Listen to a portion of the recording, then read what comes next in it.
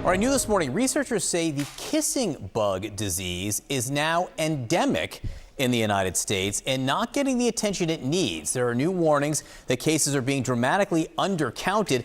Let's get to CNN Chief Medical Correspondent Dr. Sanjay Gupta, who is here with us. First of all, I keep on reading this headline. What exactly are we talking about here with the kissing bug, and what does it mean to be endemic?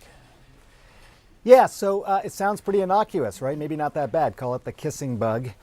This is Chagas disease, C-H-A-G-A-S disease. A lot of people haven't heard of it because typically up until recently it's something that's been sort of confined to the tropics, to Mexico, Central America, South America. But like we've seen with other things, John, over the last couple of decades, as weather has gotten warmer, some of these tropical diseases have started to move further and further north. So I think we have a map. The map, you'll see sort of you're seeing Chagas disease now, kissing bug disease, in several states. The dark blue states are where it's endemic, and that basically means it's there as opposed to just people traveling to other places and bringing it back with them. They're actually getting infected in those states. That's what endemic means. So, you know, we're seeing it more and more. Kissing bug disease, it's called that because these bugs, these kissing bugs, typically bite you on the face. And they leave this sort of characteristic mark. When that happens, they oftentimes drop the parasite onto your face as well. And people will scratch at that, and that'll stick the parasite into your skin, and that's what causes the infection. I think we have a couple of pictures of what this looks like, a chagoma, which is a typical sort of lesion that people get on the skin. It's pretty characteristic. There you see it.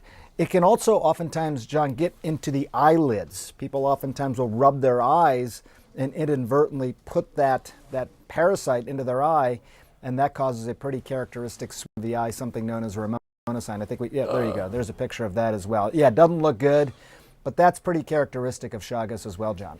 Yeah, also, I mean, how do you know if you have it, and how can you protect yourself, Sanjay? Yeah, it can be tough, especially in the early phases, because people may develop fever. They may have that chagoma, but that can look like other things as well. And for a lot of people, that will sort of be it. It's sort of that acute phase, that immediate phase of infection. A lot of people may not have any symptoms whatsoever. But I think part of the reason they want to draw attention to this is there is a percentage of people for whom it can become more serious, can affect the heart, can affect your GI system as well. These are nocturnal bugs. They're about a ½ inch to an inch in size, so pretty characteristic. If you look for those bugs in terms of protecting yourself, they typically want to enter your home at night. So really making sure, especially after the sun goes down, the doors are shut, any cracks are sealed so those bugs can't get in. It can be challenging. And then again, especially in those 8 states that I showed earlier on the map, that's really where you're seeing most of this, most of it in Texas actually, John. I think based on some of the pictures you've shown here, people are going to want to pay attention to this very closely. Dr. Sanjay Gupta, thank you very much. Appreciate it.